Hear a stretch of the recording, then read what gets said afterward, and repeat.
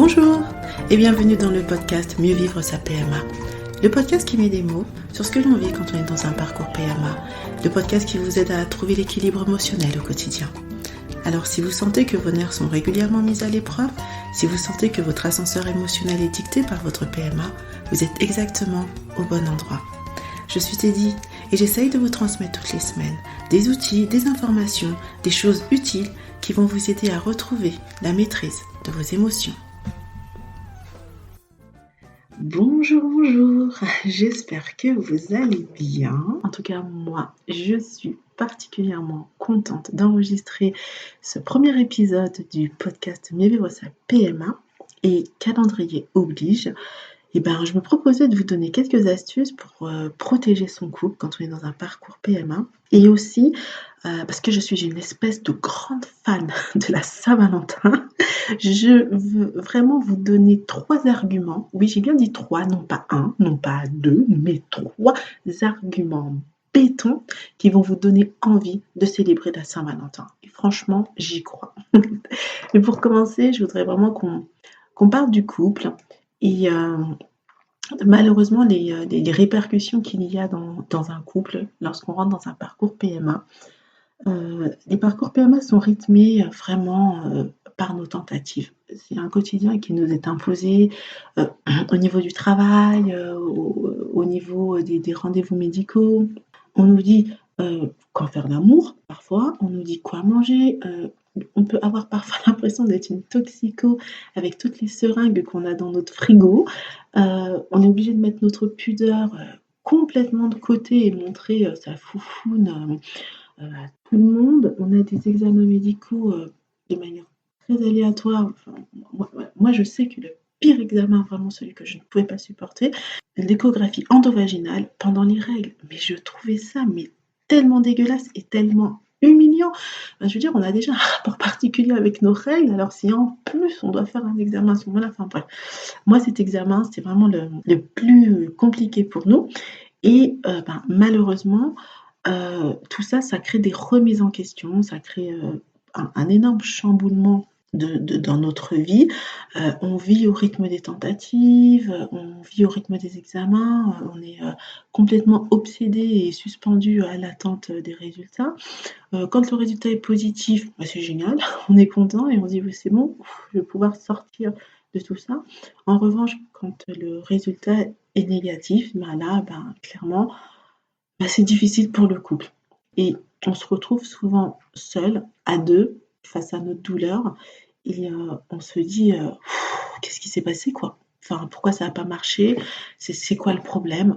Et on se retrouve seul face à notre sentiment de lassitude, notre sentiment, d'injustice, de vivre des situations, heu, plus extrêmes que celles que vivrait un couple qui ne traverse pas la PMA. Et c'est vrai que, les hommes et les femmes, on va pas réagir de la même manière, les hommes majoritairement, je dirais, enfin j'ai pas d'études scientifiques là-dessus, mais ils vont pas forcément vouloir en parler, trop longtemps, même après un échec. Ils vont vouloir rebondir, ils peuvent vouloir rester dans un certain mutisme, alors que nous les femmes, on va peut-être plus vouloir s'épancher, plus vouloir comprendre et du coup, chacun va rester finalement dans son monde à lui, parce qu'il va se sentir incompris, pardon, et pas respecté et on va finir par moments par vivre notre peine, chacun de notre côté, de manière à finalement ne pas déranger l'autre. C'est ça qui va faire qu'on va créer un fossé à l'intérieur des couples et heureusement je parle pas pour tous les couples, hein, heureusement, enfin, il existe des couples qui, pour le coup, arrivent quand même à se rapprocher, en cas d'adversité, arrivent quand même à essayer de trouver le meilleur de ce moment et de se retrouver face à ce moment, difficile. Donc voilà, moi là, je me propose, de vous donner les petits secrets qui, à mon sens, peuvent faire qu'un couple peut vraiment se protéger pendant son parcours PMA. Le première chose que j'ai envie de dire, c'est qu'il faut revoir son objectif. Quand on rentre en PMA, on se dit: «Je veux avoir des enfants». On se dit: «C'est ça mon objectif». Mais je pense que cet objectif est incomplet. Le vrai objectif de la PMA, c'est avoir des enfants et élever ses enfants, voir grandir ses enfants, transmettre à ses enfants avec la personne avec laquelle on a partagé cette aventure, avec la personne que l'on aime. C'est pas uniquement avoir des enfants. Alors c'est vrai que ça peut nous paraître complètement évident, mais clairement quand on est dans le tumulte de notre parcours, on a souvent tendance à faire comme si c'était complètement acquis et on va uniquement se focaliser sur la première partie de notre objectif. Et alors que finalement la PMA, c'est pas simplement avoir des enfants. Quand on rentre en PMA, on le fait avec un désir de partage, avec un désir de transmission et ça, ce désir de partage, ce désir de transmission, c'est l'union de 2 personnes. Donc avoir des enfants, tomber enceinte, pour moi, c'est le début de notre objectif et pour l'obtenir, cet objectif et pour protéger notre couple, je pense qu'il faut vraiment garder ça en tête, qu'il y a un double objectif dans la PMA. Et je trouve que c'est très bien de garder ça constamment à l'esprit parce que ça va nous permettre de nous interroger sur notre propre comportement et de nous dire: «OK, est-ce que là, j'agis de manière à, préserver le couple que j'ai, aujourd'hui?» C'est pour ça que je pense que quand on est en PMA, il faut vraiment ne pas hésiter à revenir régulièrement sur cet objectif qu'on a en commun, sur cette raison pour laquelle ces différentes raisons pour lesquelles on est rentré en PMA et ça nous permettra vraiment de nous rapprocher et de ne jamais trop nous éloigner. L'autre conseil qui me semble aussi très important, c'est de se dire qu'il n'y a pas de responsable. Il faut vraiment essayer de complètement se libérer de ce sentiment de culpabilité qu'on peut avoir envers soi-même ou envers l'autre ou même de manière générale envers la vie. Quand, il y a un des partenaires qui est infertile, on peut par moments lui en vouloir et donc inconsciemment le rejeter et c'est une situation qu'on voit d'autant plus parce que, de son côté, le conjoint, lui, se sent coupable et notamment les hommes, ils vont se sentir coupables, d'imposer de ce type de protocole lourd à leur conjointe, qui elle, pour le coup, n'a peut-être aucun problème d'infertilité. Elles, les femmes, vont se sentir coupables parce qu'elles ne vont pas pouvoir jouer leur rôle, je dis vraiment «rôle» entre guillemets, de femme en donnant la vie. Elles ne peuvent pas faire ça. Et du coup, il y a cette forme de culpabilité de la part de chaque personne, aussi bien la personne qui est infertile qu'aussi bien la personne qui ne l'est pas et c'est vraiment, délétère pour les couples parce qu'en réalité, il n'y a pas de responsable et personne ne doit s'en vouloir d'être infertile et personne ne doit en vouloir à l'autre. C'est vrai que cette culpabilité, elle est même pas uniquement liée au couple, elle peut parfois être due même à ce qu'on a fait dans notre vie. On peut très bien se sentir coupable parce qu'on a attendu avoir des enfants, parce qu'à un moment on a préféré, favoriser sa carrière professionnelle. On peut peut-être aussi s'en vouloir parce qu'on se dit, «Merde, je suis homosexuel, donc ben, voilà, finalement je me mets dans ce type de parcours-là». Ça pose des problèmes et donc mais ce que je voulais dire, c'est que la vérité, il n'y a pas de responsable. Ni vous, ni votre conjoint, ni la vie. L'autre, petit secret que j'ai envie de partager avec vous, c'est le fait qu'il faut essayer que dans le couple, chacun trouve sa place. Alors c'est vrai que quand on est en PMA, le protocole est vraiment orienté sur la femme parce que c'est elle qui a les traitements, c'est elle qui a les rendez-vous médicaux et l'homme peut se sentir un petit peu, complètement un peu mis de côté et se dire: «Bon, ben, ouais, je sers pas à grand chose» et c'est quelque chose qui est quand même relativement difficile pour eux, cette mise à l'écart et l'idée, en fait, c'est vraiment d'essayer de trouver sa place ou en tout cas d'aider son conjoint à trouver sa place et pour trouver sa place, il faut se sentir utile. C'est quand on va commencer à se sentir utile qu'on va avoir l'impression qu'on a trouvé notre place et qu'on va trouver notre place. Alors ce que, par exemple, en cas de protocole, vous pouvez faire pour votre conjoint qui enfin votre conjointe qui, elle, va vivre le traitement, c'est que vous pouvez, pendant cette période de traitement, lui faciliter la vie. C'est-à-dire, vous pouvez aller à la pharmacie, prendre les médicaments pour elle. Vous pouvez lui booker 1 à 2 séances de massage pendant le différent protocole. Vous pouvez, je ne sais pas, par exemple, lui organiser alors là, actuellement, c'est un peu compliqué avec le contexte, mais lui organiser un restaurant avec ses copines. Mais c'est-à-dire, c'est un moment, vous dire que vous pouvez être acteur, que l'homme ou la conjointe qui n'est pas qui ne subit pas les traitements, a vraiment un rôle à jouer. Ça se joue aussi dans les accompagnements pour les rendez-vous médicaux, le fait de, de se rendre disponible pour les différents rendez-vous. Mais voilà, c'est essayer de faire preuve d'imagination en se disant comment est-ce que je peux apporter un soutien. L'autre chose que j'ai envie de partager avec vous, c'est vraiment de travailler sur votre estime de soi. Même si là, je suis en train de parler du couple, je pense qu'on ne peut pas avoir un couple équilibré si on doute de soi, si on ne s'aime pas. Alors, je ne vais pas vraiment m'étendre sur le sujet parce que je vais faire un podcast complètement dédié sur l'estime de soi, mais je pense qu'il est complètement nécessaire de s'aimer et de s'accepter tel que l'on est, parce que ça va vraiment aider le couple à se tirer vers le haut. Et j'ai envie de vous dire que plus vous vous aimez, plus le sentiment de culpabilité ou d'injustice ou le ressentiment que vous éprouvez sera diminué. Donc c'est très important de le faire. Et puis franchement, comment on ne peut pas aimer et être fier d'une personne qui se donne autant pour obtenir son rêve? Moi, je me dis, vous avez vraiment de quoi vous aimer. Un autre petit secret que j'ai envie de partager, c'est de se rappeler que faire l'amour, c'est agréable. Oui, oui, oui, c'est hyper agréable en fait. Et c'est vrai que quand on rentre en PMA, on peut avoir tendance à se dire, on n'a plus besoin de faire l'amour en fait. On en oublie presque de faire l'amour. On est dans ce stress ambiant. Finalement, on se dit que tout va se jouer dans les laboratoires, dans les cliniques ou dans un hôpital. Et on finit vraiment par presque oublier que faire l'amour, c'est quelque chose qui est déjà très agréable, mais c'est aussi ce qui va nous différencier de la relation qu'on peut avoir avec un ami proche, avec un confident. Et faire l'amour, en fait, c'est ce qui va faire que notre relation est beaucoup plus importante, voire à un niveau supérieur par rapport à toute autre relation qu'on peut avoir avec quelqu'un.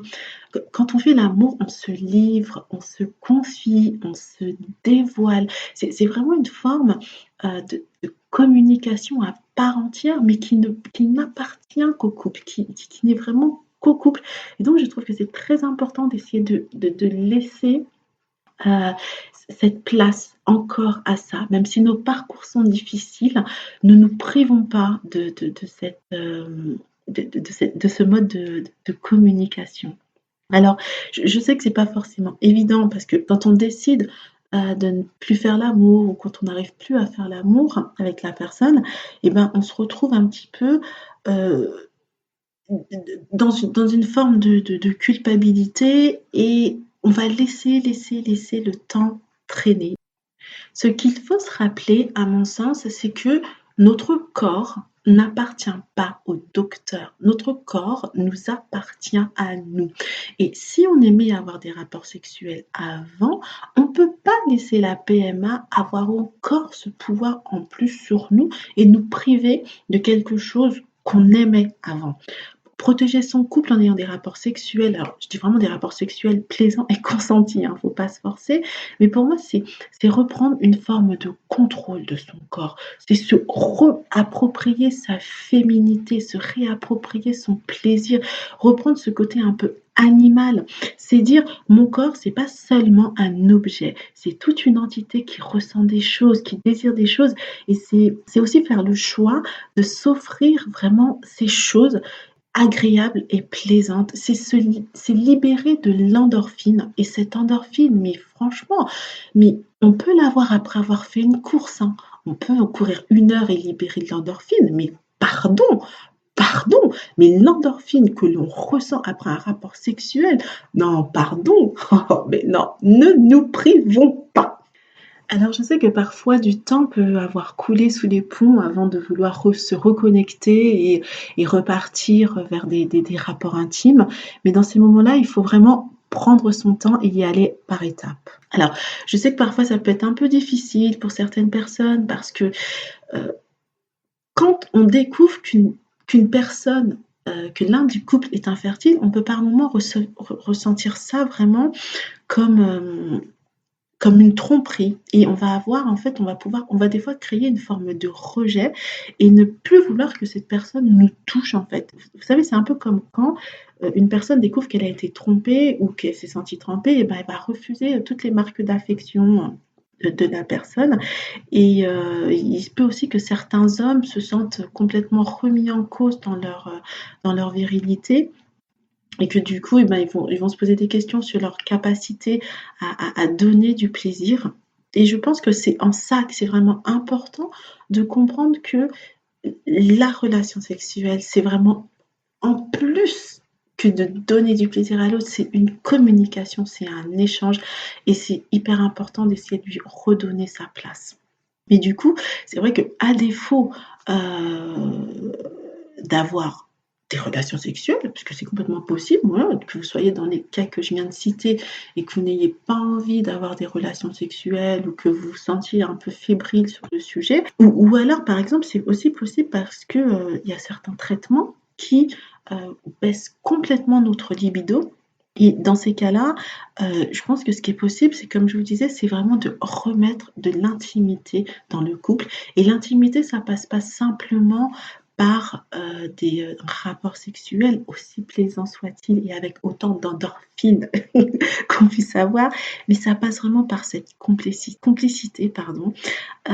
C'est vraiment partager des moments, partager des connexions tactiles, des moments de caresse, comme je disais, des moments de massage, ou c'est encore s'embrasser. Mais vous savez, s'embrasser pour de vrai. Pas juste le smack de salut, ça va, t'as passé une bonne journée. Non, non, non, non, non. C'est vraiment se donner un vrai baiser, quoi. Comme si la personne était partie pendant 3 semaines et que vous ne l'avez pas revue, ou qu'elle va s'en aller pendant 3 semaines. C'est vraiment essayer de tous les jours s'embrasser réellement se donner un baiser conscient, un baiser où on prend le temps de ressentir vraiment, vous savez, l'émotion agréable, de regarder la personne et de vraiment complètement se laisser aller. Voilà, c'était sur toute la partie, je dirais intimité proche, j'en ai un peu terminé. Un autre petit secret, c'est, accepter le rythme de l'autre. En fait, c'est vrai que il faut admettre qu'on n'évolue pas du tout de la même manière et découvrir que l'on est infertile, c'est un véritable choc, c'est un vrai coup de massue et hem et c'est vrai qu'on va pas forcément accepter les choses de la même manière et on peut mettre un certain temps à l'accepter et en fonction de la vitesse à laquelle, ce processus se fait, il faut essayer de respecter, le rythme de chacun. Heu Je sais que ça peut être un peu difficile parce que certaines personnes, heu, peuvent prendre du temps avant d'admettre de, d'avoir une infertilité et d'accepter le fait de rentrer en PMA et ça peut être un peu difficile pour l'autre couple, l'autre partenaire en fait, qui lui va se dire: «Mais non, j il faut qu'on y aille maintenant», notamment les femmes, hein, on va pas se mentir. «Mais non, il faut y aller maintenant, tu te rends pas compte, moi j'ai mon horloge biologique qui avance». Ou non mais enfin tu te rends pas compte, moi j'en ai marre là, faut que ça bouge, faut que quelque chose se passe.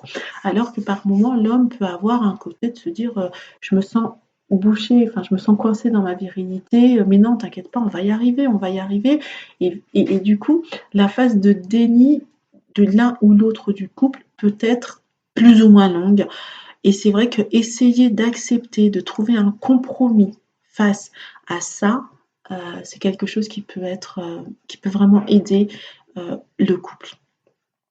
Un autre secret que j'ai envie de partager, c'est le fait de dire qu'il ne faut pas forcément s'attendre à des miracles et en termes de changement de comportement de la part de notre conjoint. Ce qu'il faut comprendre, c'est que c'est pas parce qu'on rentre en PMA que notre manière de communiquer changera. En fait, si la personne avec laquelle on vit est une taiseuse et que c'est quelqu'un qui n'a pas l'habitude de se confier, qui n'a pas l'habitude de, hem de se confier, hein, tout simplement, eh ben, elle deviendra pas quelqu'un de volubile parce qu'elle rentre en PMA. Non, elle gérera cette situation de la même manière qu'elle a toujours géré les situations difficiles. Et je pense que du coup, la meilleure solution pour confirmer, enfin pour contourner finalement quand on vit avec une personne qui est quand même assez taiseux, qui va pas forcément exprimer ses émotions, c'est nous d'exprimer nos besoins. Et en fait, on va exprimer ce qu'on ressent, comment est-ce qu'on vit les choses, exprimer nos craintes, exprimer les doutes que l'on a. En fait, l'idée, c'est essayer de vraiment faire preuve de sincérité et d'honnêteté envers soi-même, mais aussi envers la personne qui partage nos vies. Et je pense que pour ça, la plus simple des solutions, c'est de parler, d'aborder le sujet, mais de ne pas l'aborder n'importe comment. Il faut l'aborder en utilisant uniquement le je, J-E. Et c'est une très bonne manière de communiquer parce que le je n'a pas ce pouvoir accusateur que peut avoir le tu. C'est-à-dire que si par exemple je dis à mon conjoint tu ne m'écoutes jamais, il va se sentir accusé. Si en revanche je dis à mon conjoint je ne me sens pas écoutée, et ben là la personne va se dire ah d'accord, elle a un besoin, elle a envie que je l'écoute. C'est quand même assez différent. C'est pas interprété au niveau du cerveau de la même manière. Et quand quelqu'un vous dit je me sens pas écouté, on va plutôt lui répondre ah bon mais pourquoi? Alors que si on dit à quelqu'un tu ne m'écoutes jamais, la première réaction de la personne ça va être non c'est pas vrai. Donc là dans une des situations, on va avoir quelqu'un qui risque d'avoir de la curiosité vis-à-vis de ce qu'on vient de dire, alors que dans un autre cas, on va avoir quelqu'un qui va complètement être braqué et se dire non mais elle plane à 3000 celle-ci ou celle-là ou celui-là et donc non.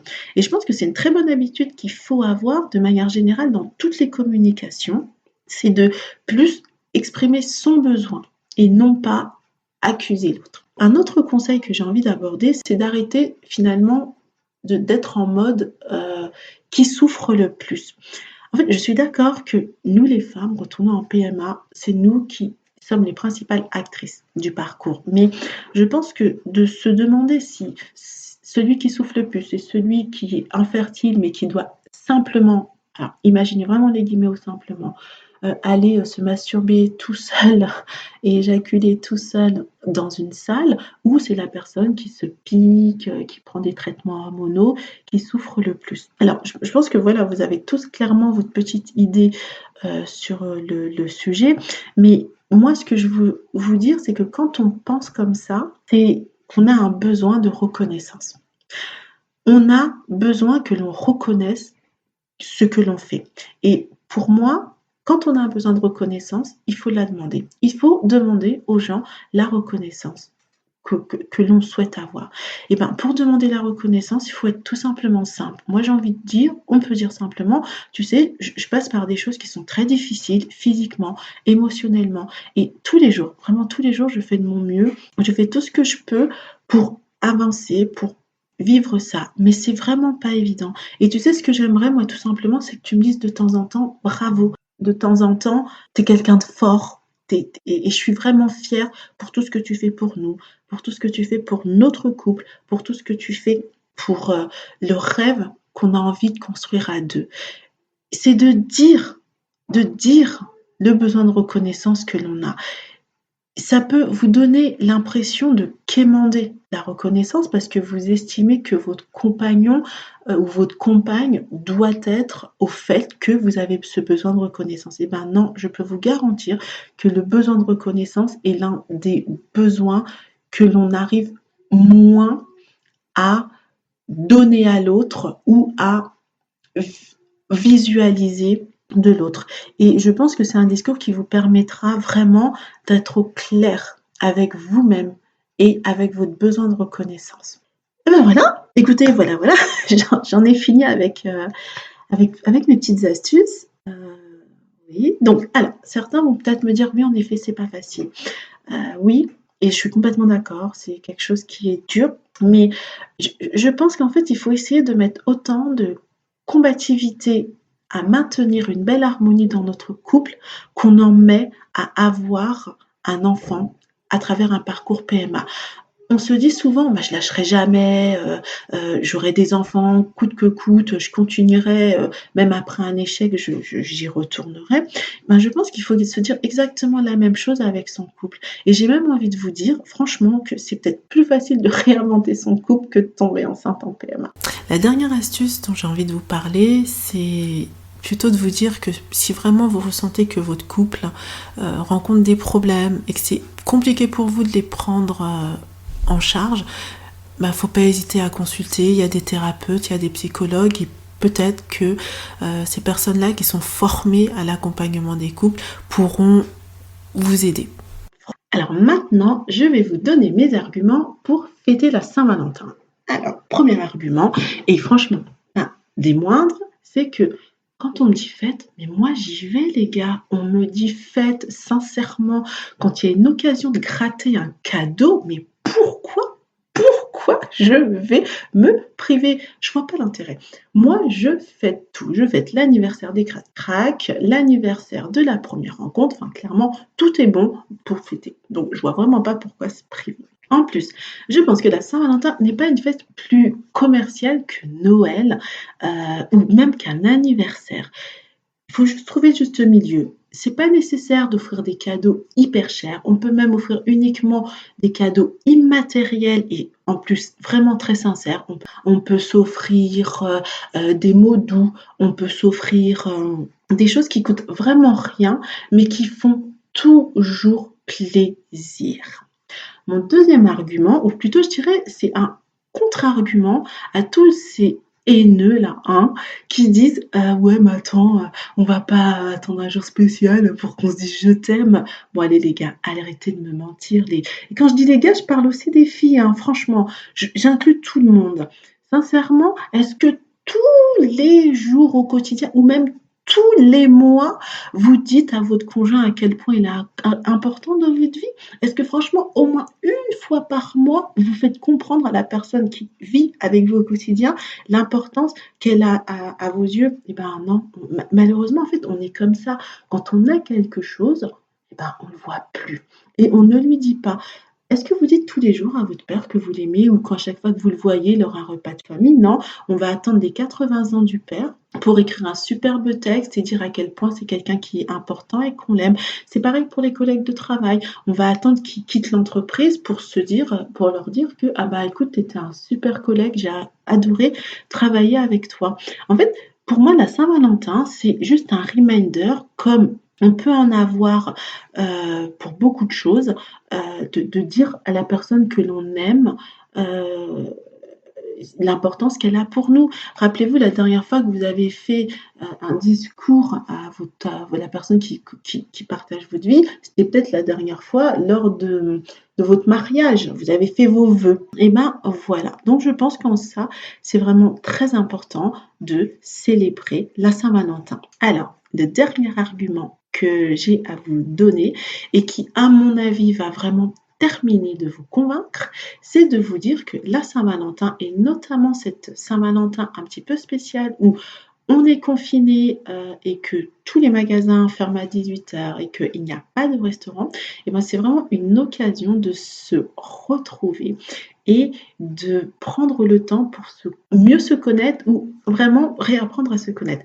Et pour ça, je vous propose un petit jeu. C'est le jeu des valeurs. Je vais vous mettre dans la description du podcast une liste de 50 valeurs et vous allez pouvoir jouer avec. D'abord, je vais vous dire qu'est-ce que c'est des valeurs. Des valeurs, selon le professeur de psychologie sociale à l'Université hébraïque de Jérusalem, Shalom Schwartz, désolé pour lui, les valeurs sont des convictions que nous considérons comme particulièrement importantes pour nous et elles constituent nos repères essentiels dans la vie. J'ai un petit peu trafiqué sa citation. Voilà. Donc, les valeurs, c'est quelque chose qui est vraiment important. C'est un socle, c'est la base de ce que l'on est. Et je pense que c'est très important de connaître les valeurs. D'abord, ses valeurs personnelles et ensuite les valeurs de la personne qui partage notre vie. C'est quelque chose qui peut être très utile, notamment en cas de conflit, parce que des fois, quand on monte en conflit avec quelqu'un, c'est parce que cette personne a touché vraiment une de nos valeurs et que là, ça peut plus aller, quoi. On peut complètement vriller à ces moments-là. Et je pense que connaître ses propres valeurs, déjà, c'est pouvoir se dire, ah, attends, là, il a touché à une de mes valeurs, c'est peut-être aussi pourquoi je m'énerve. Et c'est aussi de se dire, ah maman, j'ai peut-être touché à sa valeur et c'est peut-être aussi pour ça. Et quand on connaît les valeurs de la personne, ça peut nous permettre par moment de désamorcer une situation de crise en se disant, bon, je comprends pourquoi la personne se met dans cet état-là. Alors, quelle est l'idée du jeu? L'idée du jeu, c'est de piocher dans ma liste des 50 valeurs et de définir les 5 valeurs qui, d'après nous, nous représentent le mieux et après d'aller ouvrir une discussion sur le sujet avec notre conjoint pour savoir pourquoi on a mis ces 5 valeurs-là dans notre liste et puis essayer de savoir quelles valeurs on aimerait réellement transmettre à nos enfants dans leur éducation, qu'est-ce qu'on voudrait que nos enfants retiennent vraiment majoritairement dans des valeurs qui nous touchent beaucoup. Mais franchement, le faites pas genre en mode tiens, tu pioches dans les valeurs, puis tu me dis c'est lesquelles et on en discute. Non, mais les gars, on n'est pas au boulot là. On est à la Saint-Valentin, soirée hyper romantique. Donc moi, ce que je vous propose, c'est de vous la jouer comme ça. Vous sélectionnez vos 5 valeurs. Votre conjoint fait la même chose. Ensuite, chacun d'entre vous, vous piochez, vous allez choisir au hasard 10 autres valeurs. Donc vous avez chacun 15 valeurs. Et vous devez deviner dans les 15 valeurs de l'autre quelle est la vraie valeur. Et à chaque erreur, bim, vous enlevez un vêtement. Et en mode, vous savez, là, le jeu, là, sexy poker, je ne sais même plus comment ça s'appelle, mais enfin, bref, franchement, poker déshabilleur, voilà. Et vous vous déshabillez dès qu'il y a une erreur, voilà. Et donc, franchement, ça met du fun et ça fait rire. Des valeurs et du fun, c'est obligatoire. Mais vraiment, j'insiste sur ce jeu parce que c'est quelque chose qui est très important. Pour moi, les valeurs, c'est vraiment un fondamental et même quand je fais mes accompagnements, c'est quelque chose que dès le début, j'essaye de mettre au clair parce que quand on n'est pas aligné à ces valeurs, on est bancal. Et comme nos valeurs sont la base de notre estime de soi, c'est quelque chose qu'il faut vraiment travailler parce que malheureusement, notre confiance en nous est souvent remise en cause à cause de nos parcours PMA. Et voilà, je pense avoir fait le tour de tout ce que j'avais à vous dire sur le sujet, sur le couple. Et je suis vraiment très contente d'avoir fait ce podcast. J'espère vraiment que vous avez pris autant de plaisir que moi à l'écouter que moi j'en ai pris à le faire. Si vraiment c'est le cas, n'hésitez pas à le partager. Partagez ce podcast pour le faire connaître au plus grand monde et lui donner la note de 5 étoiles. Ça lui permettra de remonter un petit peu dans la liste des podcasts et d'être un petit peu plus visible. Vous avez aussi la possibilité de vous inscrire à la newsletter via un lien qui est toujours dans la description du podcast et après inscription de la newsletter, où vous recevrez un joli petit cadeau. C'est vraiment un cadeau qui vous permettra de prendre un moment de détente, rien que pour vous, de faire une pause. Et franchement, n'hésitez pas, vous allez adorer. Allez, maintenant, je vais vous laisser.